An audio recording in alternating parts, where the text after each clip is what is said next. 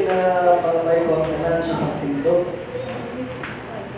Kagatong pagpapagandungan, kagatong na kakabasahon, puluwa ko makita sa Mark chapter 6, verse 16, verse 1 hanggang 18. Sundalan sa inyong mata, samtang nabasa ko rin. Ang pulong sa Diyos na kasiling. Pagkatapos ang adlaw ay nagpahuway, si Maria nga taga Magdala, si Maria nga iloy ni Santiago, kag si Salome nagbakal sa pahabot, kay makadto sila sa lulubgan sa paghamla sa pangkay ni Jesus. Verse 2, aga pagkit sa Domingo, nagkadto sila sa lulubgan. Sang naglakad sila, pinamangkutanay sila, sino ang aton pangabayon na magpaligid sa bato nga nakatlong sa nakakop sa lulubgan, kay masyadong kadalagkong sa bato. Pero pag-abot nila dito, nakita nila na napaligid na ang bato. Verse 5, gani nagsulod sila sa lulubgan, kag nakita nila ang isa kabataon nga lalaki nga nagfungko sa tungdampi na may maputi na bayo. Inadlukan gid sila. Verse 6, dayon nagsiling ang lalaki sa ila, hindi kamo magkahadlok, naibaluan ko nga ginapakita ninyo si Jesus nga taga Nazaret, na ginlansang sa krus. Wala na siya diri, nabaghaw siya. Tanawa bala ninyo ang ginhamyangan sa iya. Verse 7, dayon nagsiling siya, lakat kamo, sugiri ninyo ang iya mga sumulunod, labi na gid si Pedro, na nauna nga maguna sa Jesus sa inyo dito sa Galilea. Dito ninyo siya makita suno sa iya, ginsiling sa inyo. Verse 8, gani nakuha ang mga babae sa lulubgan, kag nagdalagan, kaya nagakurog sila sa kakulba. Wala sila sa may subiran, kaya hinadlukan din sila. Aga pagit sa Domingo na banhaw si Jesus, unang gid siyang nagpakita kay Maria na taga Magdala, na iya kitabugan sa pito, kamalaot ng Espiritu. Dayon din katuan ni Maria ang mga sumulunod ni Jesus, na nagapangasubo kag nagahilibihon kag sugiran niya sila.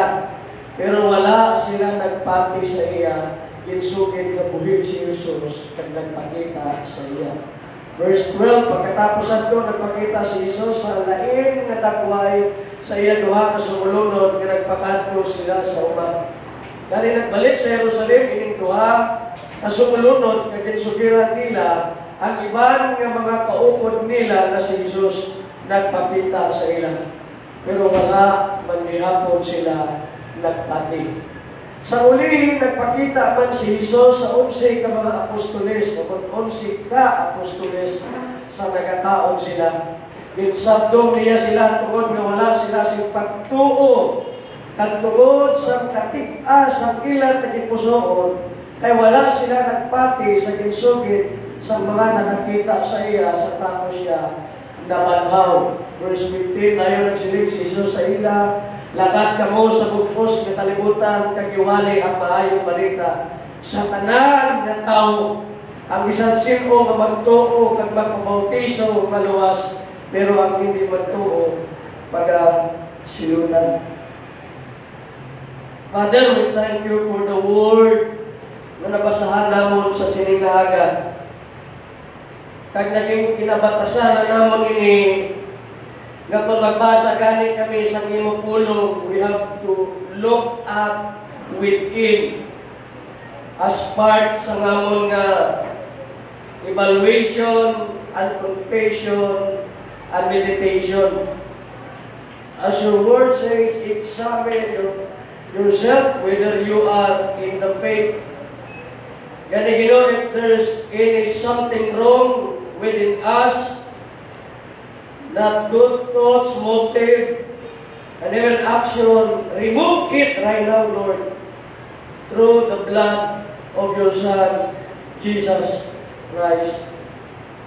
And not only we have to look at, or we have to look at within, but also we have to looking back for what you have done in the cross.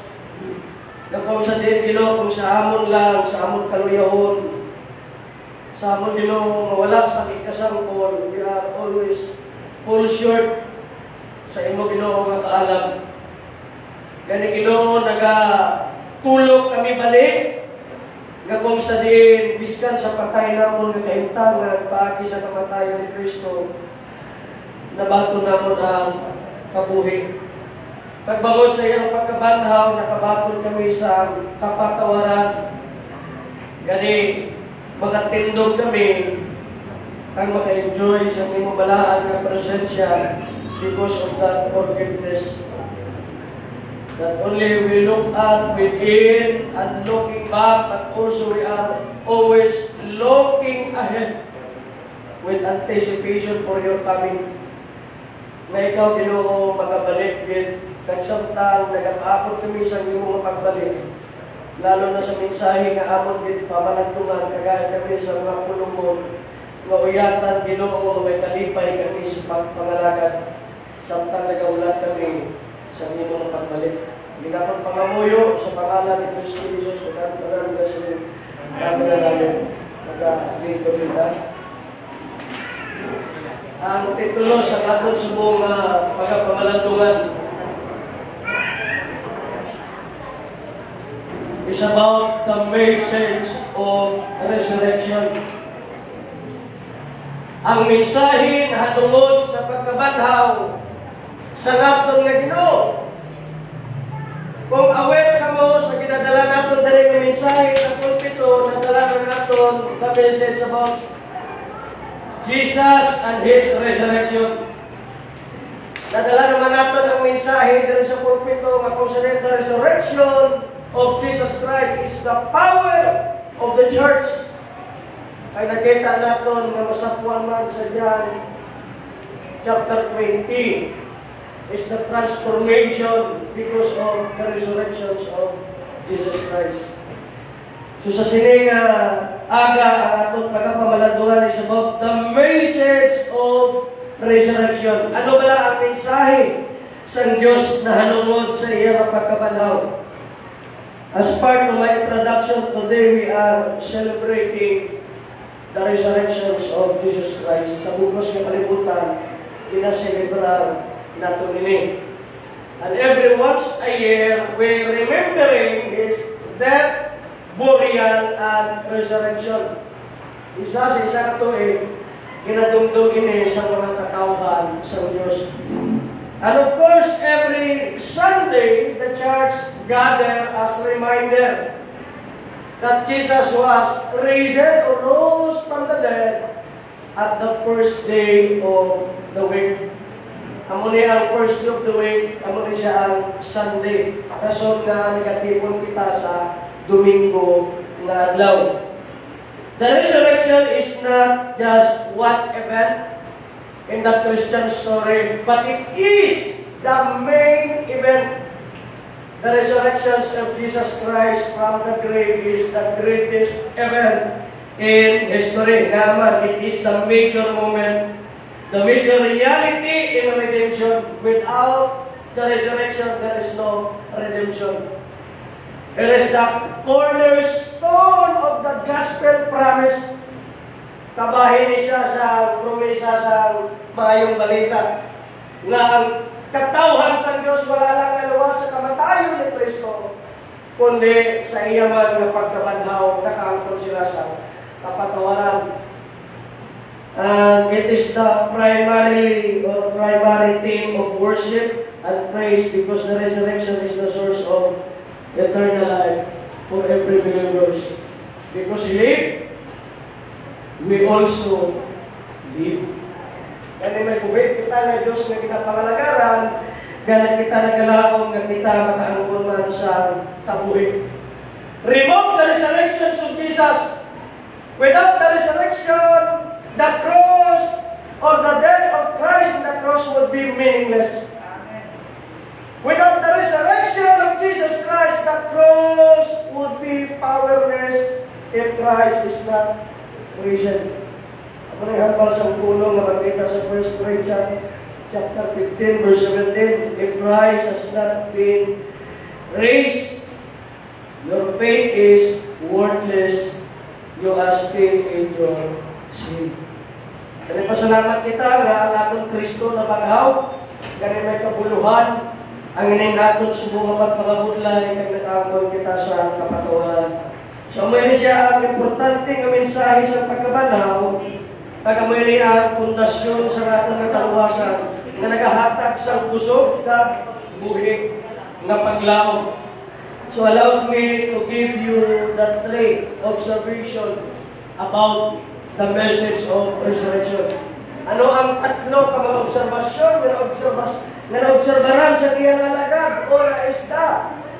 Unbelievable message. Nabanaw si Kristo, pero dinsukit inay sa iya ng mga sumulunod, pero hindi nga mensahe, wala nila gintuuhan. Aba sa verse 11, pero wala sila nagpati. Verse 13b, pero wala man sila nagpati. Going on and on. Up to verse 14, sa nagpakita ko si Kristo sa ila, walang magyapon sila nagpati. Tagbangot sa katiga sa ila na tagipusuon. The unbelievable message. So the emphasize in this section from verse 9 down to 14, lalo na ito ng 14, wala ko na nabutan, is all about the unbelief of Christ on disciple.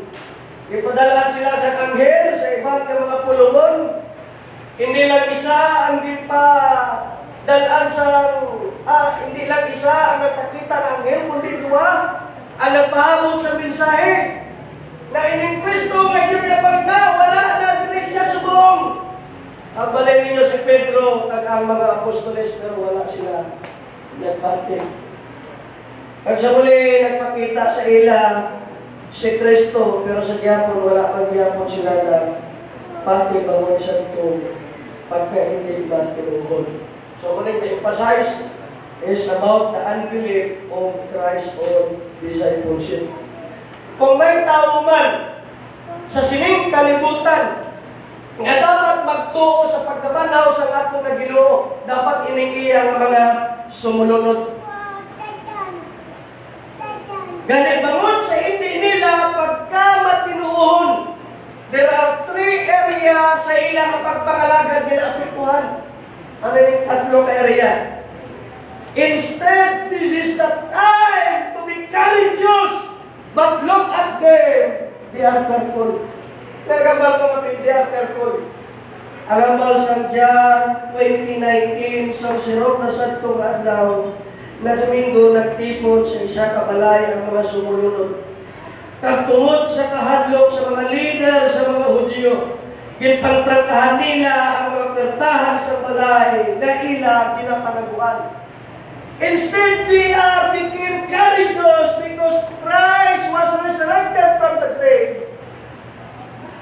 Nahadlok ang mga sumunod ni Kristo na nagpanago sa nakakandado na pertahan.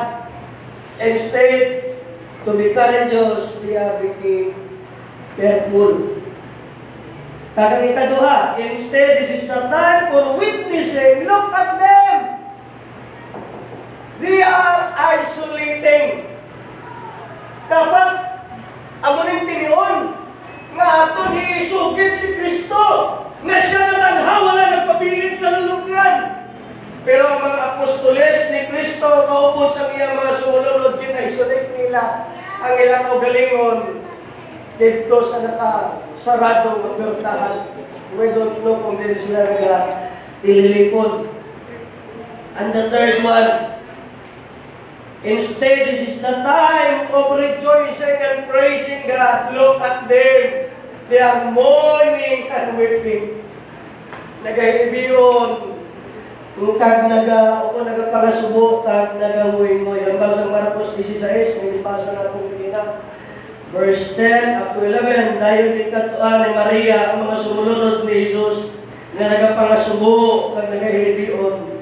Naging sugiran niya sila pero wala sila nagpati sa iyang ginsugin. nabuhin si Jesus ang nagpakita sa inyo. The first ambassador of the resurrection Christ is Mary.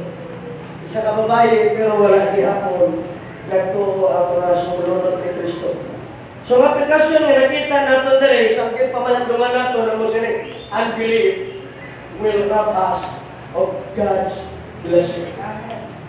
Ang rin nakita natin sa mga sumunod, instead natin nga maging maisog sila sa pagpangalagad, instead natin nga mag-witness sila, pagkutabaw si Kristo, instead natin nga magkalipay sila, magpagadayaw sa Ginoo, pero nakita natin ang senaryo na hindi maayo na ilan ang nagagatan. Unbelief will rob us of God's blessing. Tungkol sa hindi pagkamatinoon, isa sa mga kung sa atong padahilan nga nauupangan ang pagpakamaayon sa Ginoo. So, anong contrast gani sa unbelief? Is to believe. Ano ka ni Pastor Noni na ginasalaga ang mensahe about the resurrection of our Savior? We must live by faith. Ang mga mensahe na iyaragin dala. Pero ang atong nakita, wala sila nagkabuhing may pagtuo. Ang mga pinaka-importante nga kinanglan natin magkabuhing may pagtuo, ang maging matinuon sa atong Ginoo. Bangod sa pagtuo na kita naluwas. Because of faith, we are sanctified. And because of faith, we hold on for the glory of Christ of His coming. Nagkakamal pa nga isang pulong sa Hebrew chapter 11, dito ka mula din sa akong gano'n. Chapter 6, ano ba sa pulong? It is impossible to please God without faith. If we cannot please God, how could it come na iya kita pagkapakamayon? Not only material, especially spiritual. So nakita natin na rin ang unang mensahe na kinahanglan ng tao dapat matinuohon sa iya na nagkabuhay sa pagtuo, but the unbelievable message is the unbelief.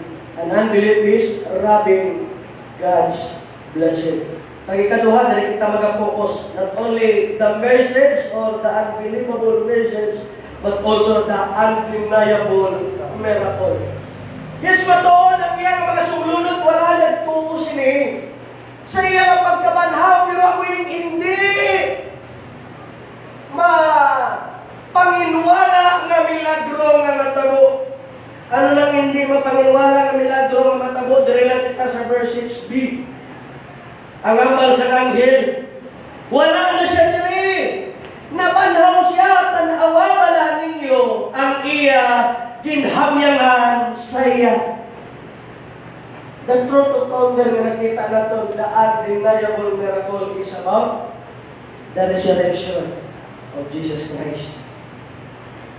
Ganit rin natin nakita na kung sa din, once ang kamatuuran, iskan pila pa, katuig nga tagoon, wala na siya sa pagpanos. Truth has no expiration. Magduha kinagihapon ang kamatuoran. Ilamang na dekada, katuig ang magliligan sa gihapon ang kamatuoran mga gihapon.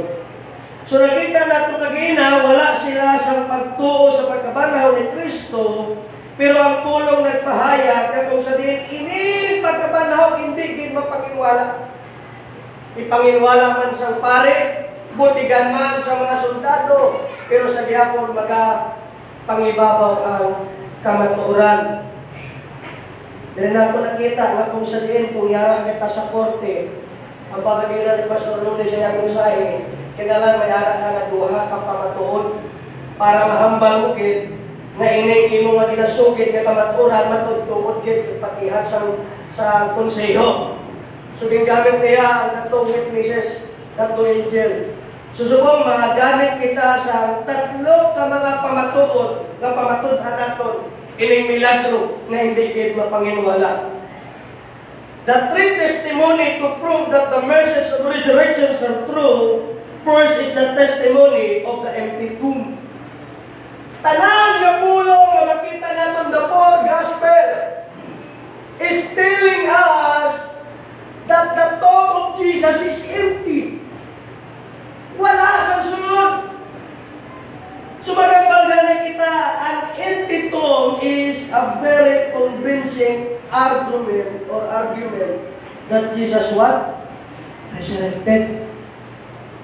So, kinantaw na ako na sa Google, taga-muning nakita na akong nilitrato. Si Muhammad, hasta subong nagpabilin sa lulugan. Si Confucius, ang leader sa mga Chinese, until now, nagpabilin sa lulugan.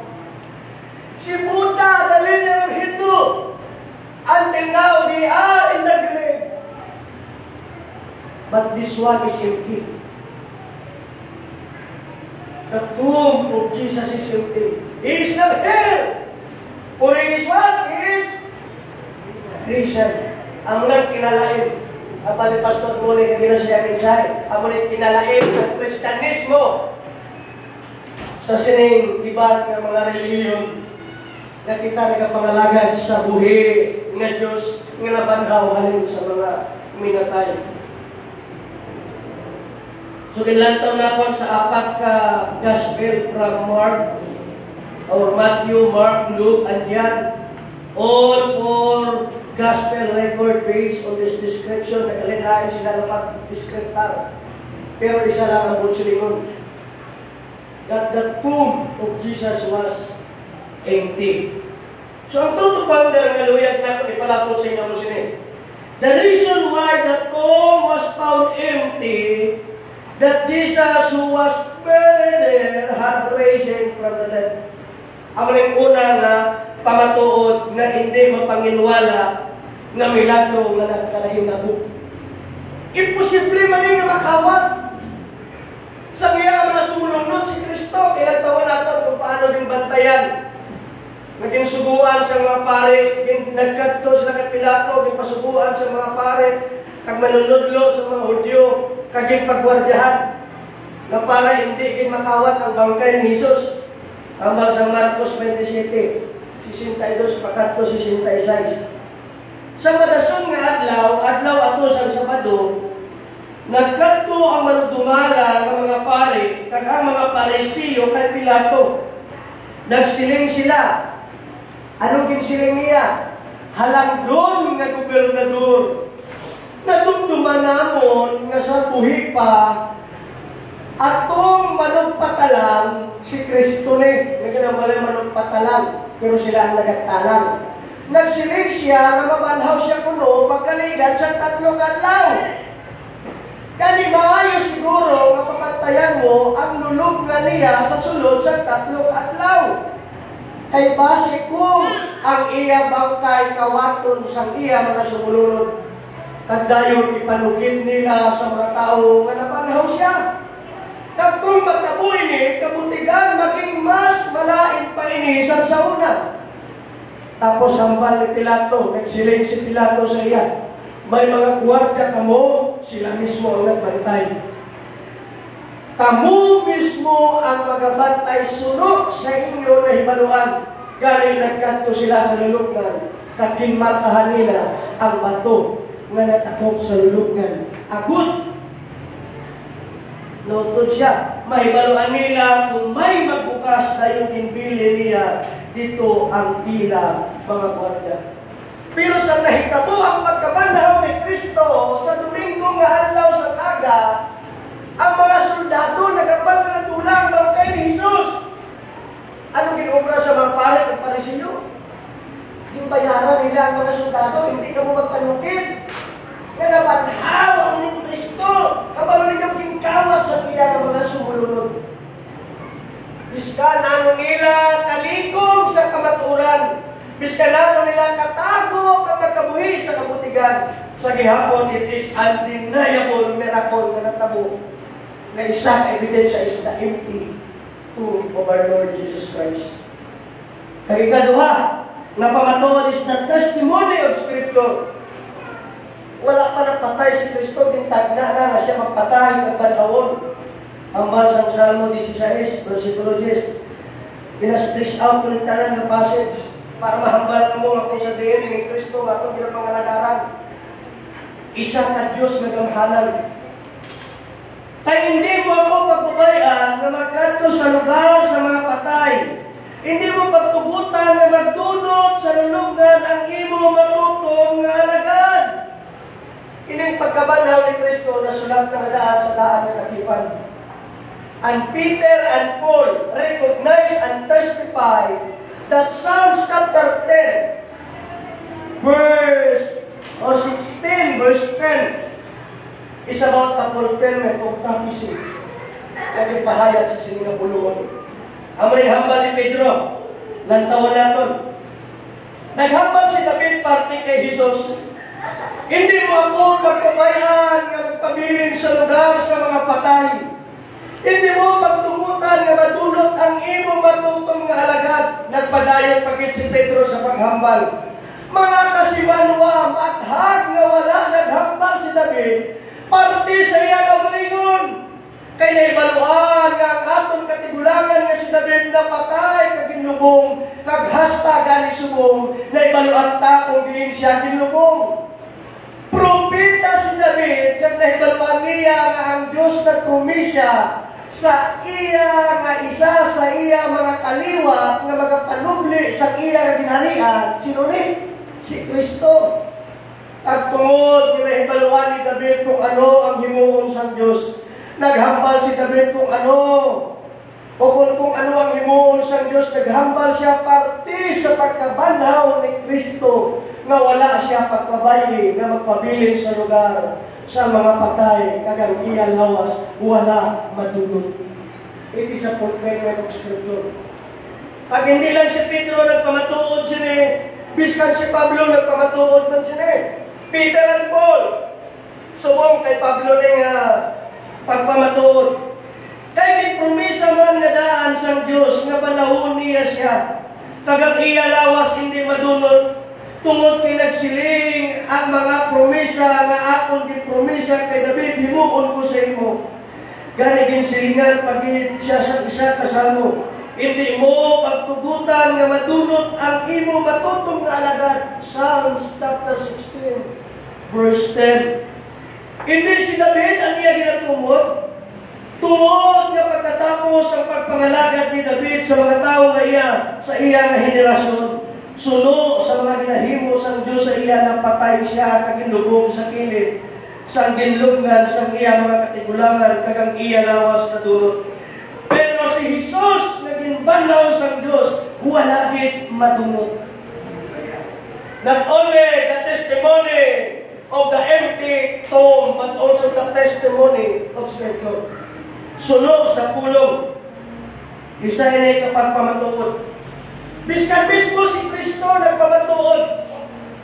From chapter 8, chapter 9, chapter 10, gintuhoy niya.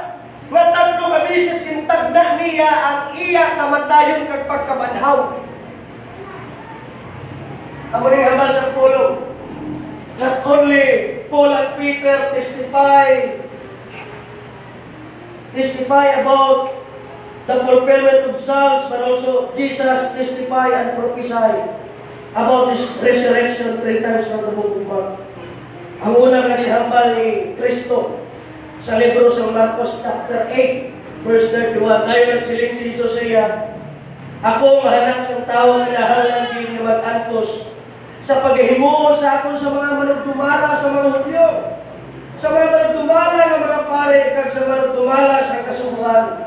Si kwayo nila ako magpatyon, pero sa katatlo nga adlaw, mabanhaw ako. Naging banhaw sa Diyos.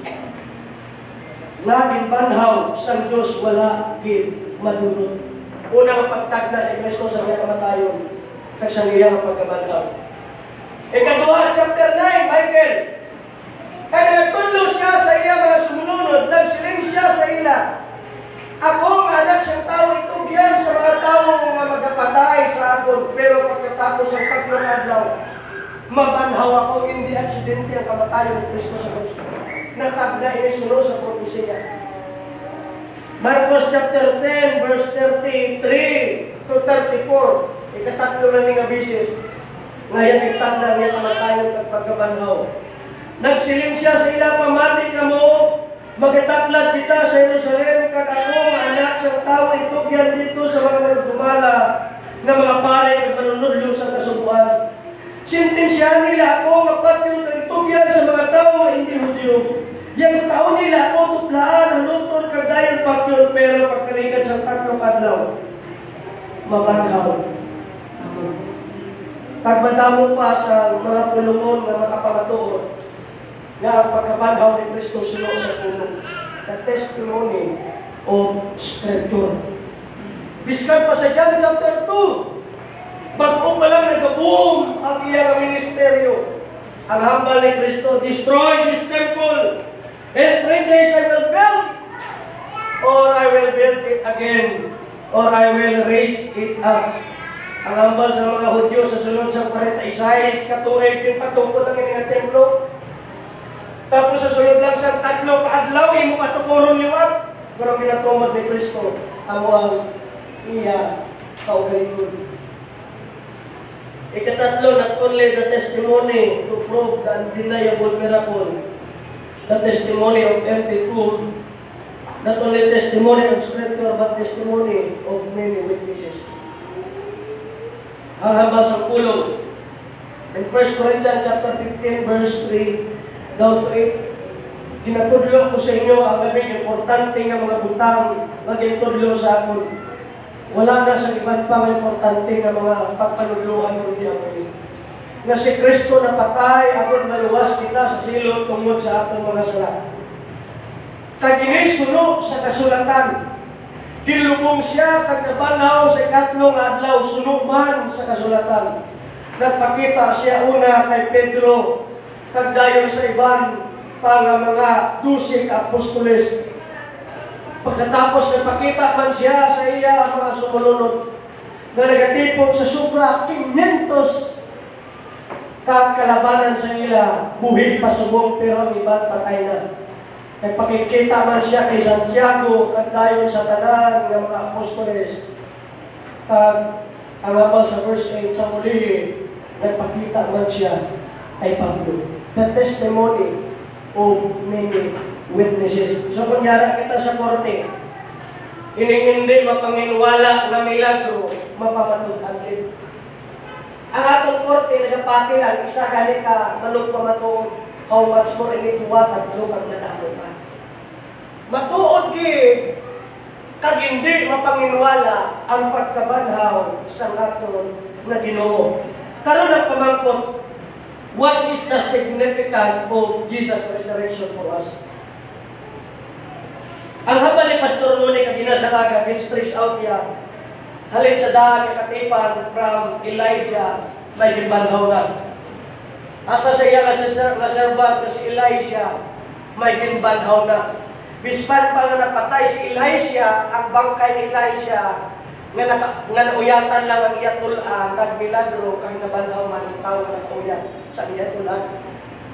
Kag madamo, kag biskan sa Ginoon, naging lansang si Kristo sa cross, nga nakita sa soldado, nga nagsingkitan siya, nga kung sa natapos na kagatunga ang kortina sa templo, may grabe nga linog kung nagbululukas na nilulungan kay nabanhaw ang mga patay kay nagsulod sa Jerusalem. Madamo sa mga nagkalabanhaw.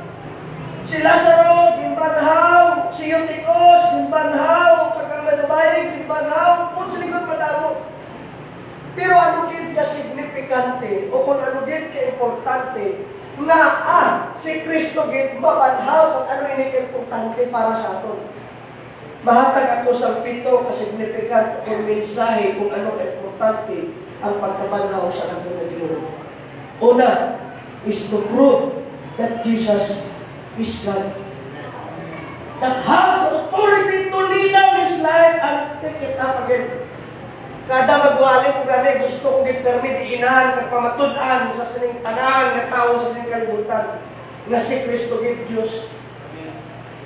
Sunod sa pulong, ang hambal sa pulong, kung hindi si Diyos, wala siya sa otoridad sa paghatag siyang kabuhi, kag pagkuha siyang kabuhi. Ang hambal sa John chapter 10, verse 17 to 18, Ginapalangga ako sa kamay tungod kay ginhatag ko ang akong kabuhi para sa iya. Kag pagkatapos mabuhi man ako liwat, wala sing may makapatay sa akon kung hindi ko ini ipagtugot o kung hindi ko ini pagitugot. Pero kabubuton ko ay hatag ang akong kabuhi. Pagusto ako sa paghatag sini, kag pagusto man ako sa pagpahanig sini. Gani ang pulungon nga nagsinggitan si Kristo, Father, into your hand I commit my spirit. Puot siningon, si Kristo may otoridad sa iya nga kabuhi. Ang iya kamatayon sa krus, wala. Kingkuha sa iya sa pilitan. Kundi iya kamatayon is voluntary. Ang napatay si Kristo, it is according to the will of God. At rin nato nakita, may ara siya ang otoridad sa pagkuha kag paghatag sa kabuhi. Ano ang pulungon? Ang iya naging quote sa St. John chapter 10. Halina siya sa pulungon nga Deuteronomy chapter 32 nga nakatuhoy sa nag-iisang Diyos. Pero ginkagid yang iya nga paglingon na ina nga pulong siya man ang ginapatuhingan sila. Aba sa pulong, there is no God beside me. I put to death and I bring to life. I have one day that I will heal and no one can deliver out of my hands. Kita mong John chapter 10 is about the sheep in the hands of God. Nga si Kristo may otoridad sa pagkuha, paghatag sa kabuhi, kag wala sa may makahalit sa iyang mga kamot. Gingkot niya siya kagalingon. Besides sa iya, wala na sa Diyos. Ini nga pulong nagapatuhoy kay Kristo. Tagari pagitang isa na pulungon. In John chapter 11, 12, Jesus said to her, I am the resurrection and the life. Ang sa New Testament, ang word I am is Ego Aini, the word of Alitingan. Pulong na nagapatuhoy sa isa na Diyos. Sa Old Testament, amo siya ang Diyos nga nagpakita kay Abraham, kay hambal ni Kristo, before Abraham, I am. Wala pa na tao si Abraham, anak ako. Kaya mo man siya ang Diyos na nagpakikita kay Moses in Exodus chapter 3. Na I am. Ang Diyos na wala liwat. Ang Diyos na maman sa gihapon, I am who I am. The God who did not change. Gintabig ni Kristo na siya ang Diyos sa daan na katipan, kag siya man ang Diyos sa pagtungon na katipan. Jesus said to her, I am the resurrection and the life. Ang balik ay nangka. Kagang ikatatlo, maging midlang, kaging quote kagina ni Pastor Nuni. Revelation chapter 1 verse 18. I am the living one. I was dead and now, Lord, I am alive forever and ever. I hold the key of death and Hades. Ano nang busilingon sa hiyari na siyang nag-auyat sa kamatayon? Ang tuog, ang Hades, siya mo siyang place of torment. Siya nag-auyat, speak of his authority. Siya may otoridad sa kamatayon, kag kung sino ang nagkatato sa tuog sa mga pagkatus. Dere nagapamatuod nga pagkabanhaw ni Kristo, nagapamatuod sa iya nga pagka-Diyos. Kag ikaduha, ano ka importante sa pagkabanhaw ni Kristo? The resurrection of Jesus verified the truth of Scripture. Amo na kaginang gibasa nato nga mga pulungon. Kaya nga naman, to verify the truth of Scripture. If Jesus has not been resurrected, then the Scripture would not be true. Hindi matuod ang pulong na atong subong pinatuhan.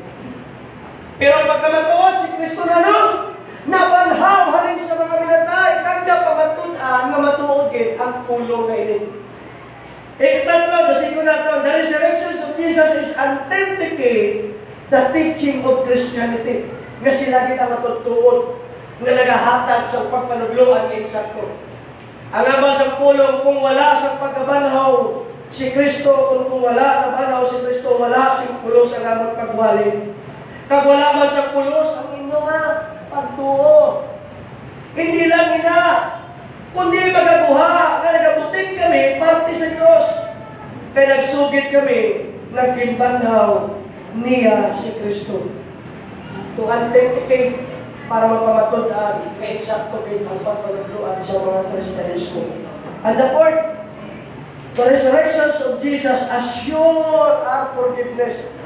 Ang rin kaginapulungan nga ibasa natin na kung si Kristo wala na banhaw, ang inyong pagtuo wala sa pulos, kag wala kamo napatawag sa inyong mga sumit. Ang matuon, si Kristo na banhaw, ganit kita nakaangkon sa kasiguraduhan sa lato nga kapatawaran.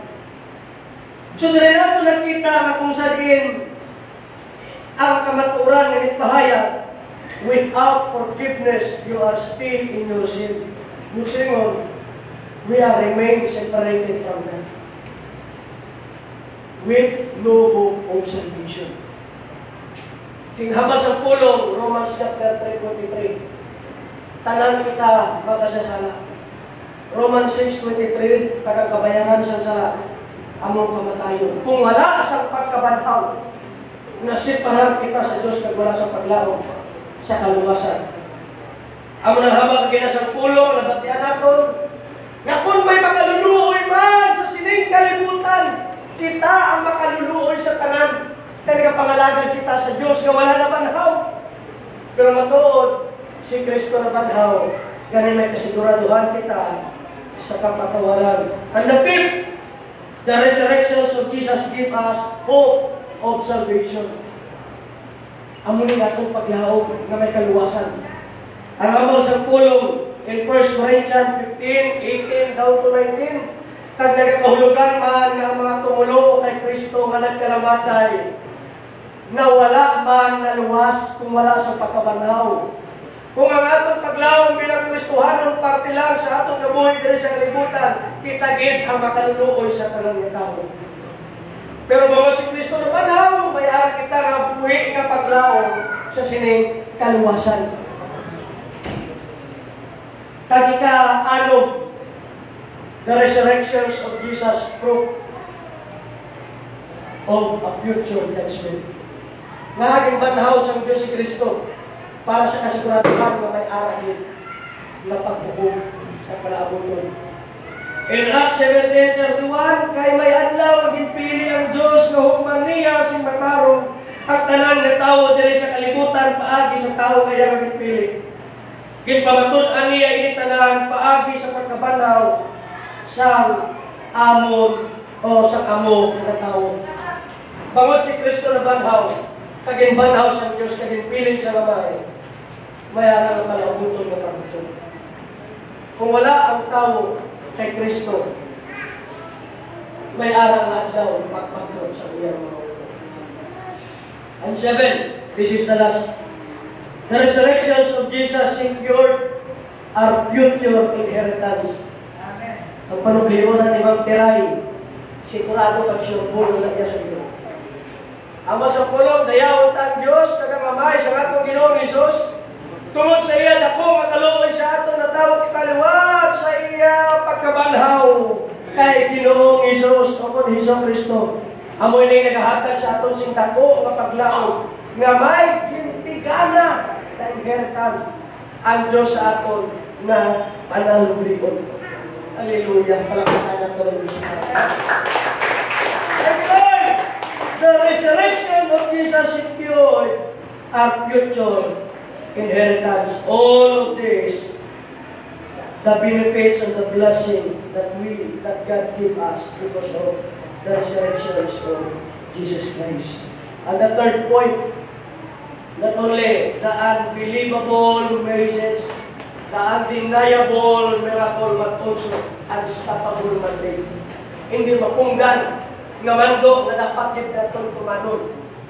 Ang sa pulong dayon nagsiling si Jesus sa ila, lakat kamo sa bukos nga kalibutan, kag iwali ang maayong balita sa tanan nga tao. Ang bisan sino nga magtuo kag magkabautiso maluwas, pero ang hindi magtuo pagasilutan nga unstoppable mandate. Bangod sa kada henerasyon nga mga nagliligat from generation to generation. Ang mandok na hindi dapat mapunggan kag tanan, dapat kayo mag-responde sa Greatest Commission. Unstoppable mandate. na dapat ang mensahe maglaknakit sa bugos ng kalibutan. Na unstoppable mandate bangod bag-o king komisyon ni Kristo ang iya mga sumulunod. May nagkahilinabo. From John chapter 20, from Luke chapter 24, from Mark chapter 16, from Matthew chapter 19, na ining Kristo na halin sa mga minatay na hindi mapanginwala ang milagro nga natabo. Dapat hindi makita mapunggan sa pagbantala sila sa iba natin ng mga kautunan. Gani pagkatapos ang 7 last word ko lang, nagapasulod na ko sa akong siya. Kaya tungod, ang akong na siya, may harata na pigkiri, ang Veronica Bishop. May isa dito ang kurman sa Bumburadyo, maputot na siya, may tricycle nga ito, na wave na sila, na tricycle. Nadusikat, ang iyang tricycle. Sikat type. Timing din nagabukas ko sa siya, na masulod na kami ni Mrs. ko siyang kabataan. Naghambal ang nagabantay sa bakery. Sir, anong ibutang tadi sa cake? Ang hambal to niya, ibutang R.I.P. Jesus. Ang hambal sa iya asawa, kaya sa sidecar sa iya motor. Na-R.I.P. ha, kay si Kristo na patay. Nagsabat ko, hindi mapunggan, mamandugo sa Ginoo. Wala yan ang patay ng atong Ginoo. Isa lang kabisis nga napatay. Kag ginawala na yung liwat-liwat pa. Ikaw na hambal sa isa kang kurman sa Bumburadyo. Hambal to niya. Tisir, ano pala atong pag-imuon? Wala na sa imuon pa. Kundi magtuo kita sa iyang kamatayon kasi siya ang pagkabanhaw. Kaya siya na ang nagtrabaho sa tanan para sa aton. Pero siya na atong ibutang. Kaya nagbutang ko ng Jesus, thank you Jesus. Mas mahal ba siya? Hambal siya sa kahira. Hindi pag-ibutang ka, thank you Jesus. Thank you Jesus. Naging witnessan ko siya ang nagsulod ko tayo sa siya. At sa uli, hambal ni Mrs. Babang hambal ko sa ng kurman sa Bumburadyo. Walang istoryala pa sila ni Mrs. Nabatihan kita ni Pastor. Tagtuon dito nila ni Bangkan. So, unstoppable warnings kan diin ka man sa imong trabaho, diin ka padalon ni Kristo, kung diin ka man ng witness personal o public evangelism. This is unstoppable mandate. Ngay sugid natin si Kristo para sa ibang. Kaya natin Ginoo, wala nagpabilin sa lulungan. Ang iya kamatayon nakaangkon kita sa kabuhi. Ang iya pagkabanaw may kasiguraduhan sa kapatawaran. Kung may kapatawaran, may kaluwasan. Kung may kaluwasan, may kabuhi na wala sa katapusan. Hallelujah! Palakpakan natin ang Diyos. Unstoppable mandate is of the poor gospel and with a commission from Christ to His church to carry the gospel message to the end of the earth. Ang may hambal sa pulong. Ang may sa katapusan sa 15b. Lakat kamo sa bukos na kalibutan na iwali ang mayong balita sa tanan na tao. Kag sa 16, kag bisan sino nga magtuo, kag magpabautiso maluwas, pero hindi magtuo pagkasilutan. Ang bisan sino nga magtuo maluwas, o kung ang bisan sino nga magtuo kag magpabautiso maluwas, pero hindi magtuo pagkasilutan. Ang emphasize niya, hindi ang pagbautiso. Ang ginhukman, kaging kondinar, kaging sulutan, kamo ang hindi pagka matinuon. Believe! Wala kita nagapati sa doktrina na magtuo ikaw kay Kristo kag magpabautiso ikaw equals kaluwasan. Kaya ang inkundinar dira, amo wala nagtuo. Pusin kung nagtuo ako kay Kristo, ang isa kabarka sa matutuon ng tumuluon ni Kristo, magpabautiso. Ang pagbautiso diri is the result of your salvation. Mahayagan nimo ay pahayag sa iba ini pagtuo ngayon sa sunod sa publiko nga kung sa din handa na ikaw sa pagsunod kay Kristo. So ang issue diri is not about salvation, is not about baptism, but about believing. Those who believe will be saved. And those who do not believe will be condemned. So, wala kita nagapati ng bautisyo kung sa kaluwasan, pero kung matutuod ikaw na tumuloo, magpabautisyo kita. Because in the early church, believing on Jesus Christ lead to public declaration of faith in the ordinance of water baptism. Ang tanan nga ginulsol, nagtuo, nagbaton, kung sino mo nakaangkon sa kaluwasan, ang tanan o sisaon mo sa bukubak, nag-undergo sa water baptism. Pero ang kaluwasan, yara kay Kristo, hindi sa ating kapag-patuklaw. Aplikasyon, believe in the Lord Jesus Christ and be what? Isip. Ang tanan na nagtuo kay Kristo nag-angkon sa kaluwasan. But the one who do not believe will be condemned. Hambal ni Juan sa John chapter 3, nagabot si Kristo sa sining kalibutan, kaangay isang kasanag. Kagining nga kasanag, naglapnag, biskahan, ang yara sa kadulong hampakan. Pero mas pili isang tao magpuyo sa kadulong, pagod hindi nila luyag, ng ilang kalautan, ma-expose sa kasanag. Pero ang tao naghatong sa kasanag, nagpalapit sa kasanag. Ang ilang kabuhay ng tulman, nasanagan. Ang nagtuo sa iyana, nag-angkon sa kaluwasan. Tagang wala nagtuo sa iyana, nag-angkon sa angkon nila ang mga sino. Summary. The message of resurrection, the text is Mark 16, verse 1 down to 16. Pero actually, ang history sa sining ang pulungon, ang Mark chapter 16, hasta na siya sa verse 8. Kaya sa uli, from verse 9 to 18, wala kong dala ang 17 at 18. Kaya may mga signs and wonders na sila. Na kung magtuman ikaw sa probinsya ni Kristo, na ikaw matugtag kung makakita ka sa grabe ng mga nila. Later on na lang siya itugaw sa pupunta.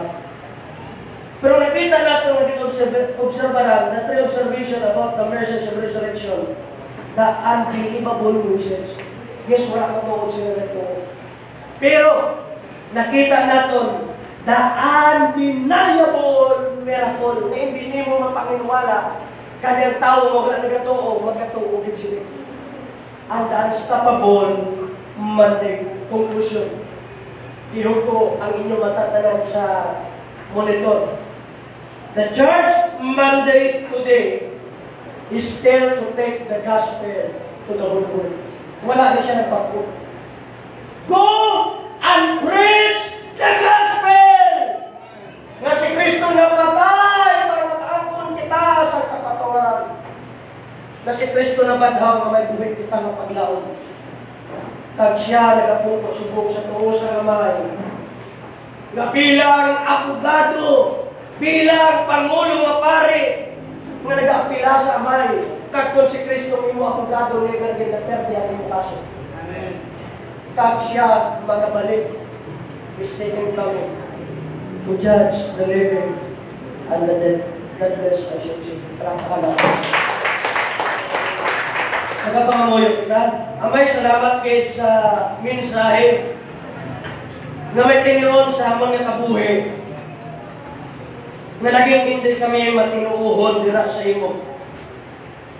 Pero ang imo pulong klaro nga nagpahayag the testimony of the empty tomb, the testimony of Scripture and the testimony of many witnesses is enough to believe the undeniable miracle that you are resurrected from the grave.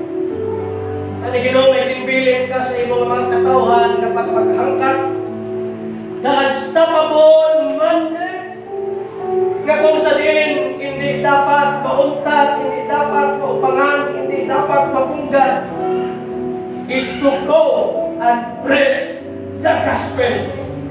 Kaya mo ning panudluan kaging bilin mo sa amon kag mandok na dapat namon tumanon. Buligi kami tanan na maging matutong sa pagtuman sini nga kung sa diin mapalambot sa mga tao na wala pa nakakilala sa imo ang mensahe sa maayong balita. Iningabot pangamuyo, kagang kadayawan, pagpasalamat kinabalik ko sa pinuhatan sa imo bugtong anak ang tanang magasiling. Amen na namin. God bless you.